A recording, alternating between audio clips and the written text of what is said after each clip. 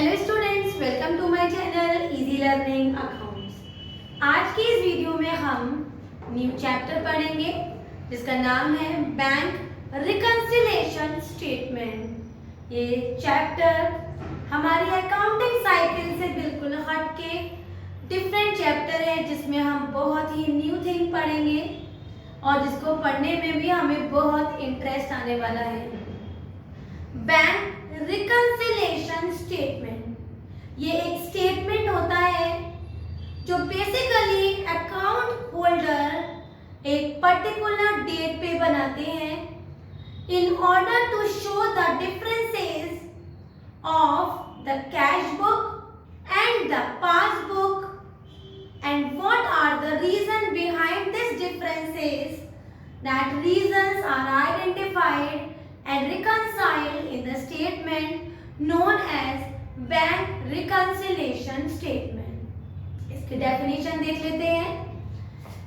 It is a statement prepared by the account holder on a particular date, ये particular day पे बनता है, to reconcile, ठीक करने के लिए the bank balance as per cash book, जो हमारे पास हम cash book बनाते हैं वो, फिर the difference as per passbook, जो बैंक हमारे ही स्टेटमेंट की अपने पास भी एक कॉपी बनाती है या स्टेटमेंट बनाती है जिसे कहते हैं पासबुक, और उसकी एक डुप्लीकेट कॉपी हमारे पास भी होती है। तो इन दोनों में जो डिफरेंसेस आ जाते हैं शोइंग द एंट्रीज, उस स्टेटमेंट में वो एंट्री भी शो होती है, बिकॉज ऑफ विच, जिस रीजन की वजह से the differences between the two balances exist between the cash book and the passbook।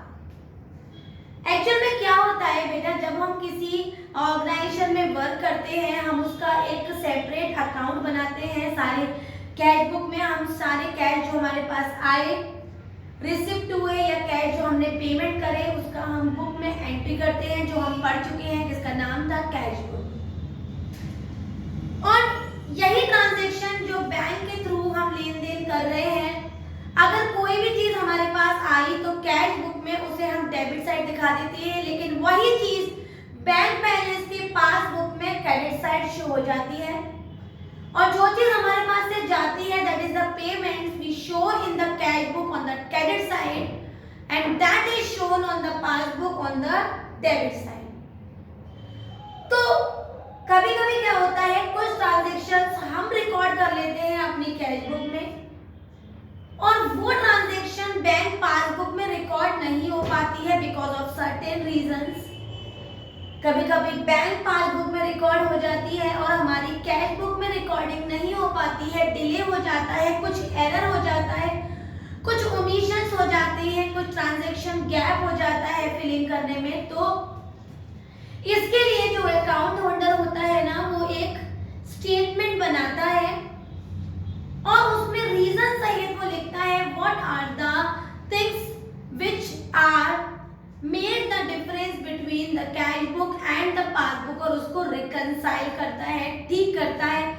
This statement so prepared is known as bank reconciliation statement. मतलब बैंक का वो स्टेटमेंट जहां पर जो डिफरेंसेस आए हैं वो चीज ठीक की जाए बिटवीन द कैश बुक, हमारे पास जो है as a person working in the organisation, and the bank passbook जिसकी एक डुप्लीकेट कॉपी कस्टमर या फिर अकाउंट होल्डर्स के पास भी होती है। राइट ना, अब पढ़ेंगे हम what are the reasons, what are the causes of this reconciliation, this differences between the cash book and the passbook. तो 3 डिफरेंसेस होते हैं बेटा। पहला है हमारा differences due to timings. Timings में अगर कुछ डिफरेंसेस आ जाए तो जब हमारे पास कैश बुक और पासबुक के अमाउंट में डिफरेंसेस आ जाते हैं, एक reason. Transactions recorded by the bank, कुछ ट्रांजैक्शंस बैंक रिकॉर्ड कर रही है, हमने नहीं किए हैं इन द कैश बुक, और कैश बुक में रिकॉर्ड हो गए हैं, बैंक ने रिकॉर्ड नहीं किए हैं इन द पासबुक, तो ये भी रीजंस होते हैं। और तीसरा है हमारा एरर्स, जिसमें हम अगर कोई चीज गलत लिख गए हैं, 500 लिख रहे थे 5000 लिख दिए, 50 लिख दिए, या कोई चीज लिखना भूल गए हैं, मतलब हम ओमिशन हो गया है। तो these are also the reasons behind the differences in the cash book and the passbook. तीनों ही रीजंस को मैंने डिवाइड किया हुआ है और हर रीजन के अंदर कुछ सब रीजंस भी हैं, एक एक करके देख लेते हैं। पहला है differences due to timings. Number 1, check issued but not presented for payment. Check deposited into bank but not credited. Transactions recorded by bank, इसके भी बहुत सारे reasons हैं, जैसे direct payment made by bank, direct deposited by customer, bills dishonor, interest credited by bank not recorded in the cash book, bank charges या फिर interest charges not recorded in the cash book, interest and dividend collected by bank. और error में मैंने आपको बताया कि कुछ हमने गलत लिख दिया, वैल्यू गलत लिख दी या हम उसको लिखना ही भूल गए, तो ये भी एक रीजन होता है जहां पर कैश बुक में और पासबुक के डिफरेंस आ जाते हैं अमाउंट में। अब इन सारे रीजन को डिटेल में एक एक करके देखते हैं और देखते हैं क्या इसके अंदर के क्या रीजंस है, क्या उसकी मीनिंग है और डिफरेंसेस आ जाते हैं। एक एक करके रीजन को एक्सप्लेन कर लेते हैं। सबसे पहला पॉइंट है check issued but not presented for payment. अगर हम चेक इश्यू करेंगे तो तुरंत के तुरंत रिकॉर्ड हो जाएगा हमारे कैश बुक में, लेकिन अभी वो चेक हमने बैंक में नहीं भेजा फॉर क्लियरेंस या फिर फॉर प्रेजेंटेशन, तो जितना भी इफेक्ट बेटा कैश बुक में पड़ा है लेकिन नील इफेक्ट हमारा बैंक की पासबुक में है। तो this difference is also one of the reason behind the difference in the amount of the cash book as well as in the bank passbook. अगर is cheque deposited in the bank but not clear, मतलब मैंने cheque bank में जमा कर दिया है, bank में वो चेक चला गया है, हमने तुरंत कैश बुक में रिकॉर्ड कर लिया, लेकिन बैंक से अभी उस चेक का क्लियरेंस नहीं हुआ है, मतलब बैंक से वैल्यू अभी क्रेडिट नहीं हुई है। तो this also is a reason behind the difference in the cash book as well as in the bank passbook. Next है हमारा interest credited by the bank but not recorded in the cash book. Bank ने interest credit कर दिया, bank में उसकी entry भी हो गई, पासबुक में एंट्री शो हो गई, but this is not recorded in the cash book. So this also creates the imbalance between the cash book as well as the bank passbook. Next है हमारा इंटरेस्ट चार्जेस या फिर bank charges. ये interest charges अगर bank charge करता है but not recorded in the cash book, अगर bank हमसे चार्ज लेता है तो तुरंत हमारे स्टेटमेंट में, हमारी पासबुक में अमाउंट कम हो जाएगा, लेकिन ये रिकॉर्डिंग अभी हमारी कैश बुक में नहीं हुई है। तो this also create the imbalance between the passbook as well as the cash book, and this needs to be reconciled. The next is interest and dividend collected by the bank. अगर interest है, dividend है, bank ने collect कर लिया है तो तुरंत bank की पासबुक बढ़ जाएगी, लेकिन ये रिकॉर्डिंग अभी कैश बुक में नहीं है, तो सीधे इफेक्ट पड़ेगा कि हमारी कैश बुक में कोई भी चेंजेस नहीं आए होंगे। Now only change in the passbook, no change in the cash book. It also creates the difference in balance between the cash book as well as the passbook. The next is direct payment made by the bank.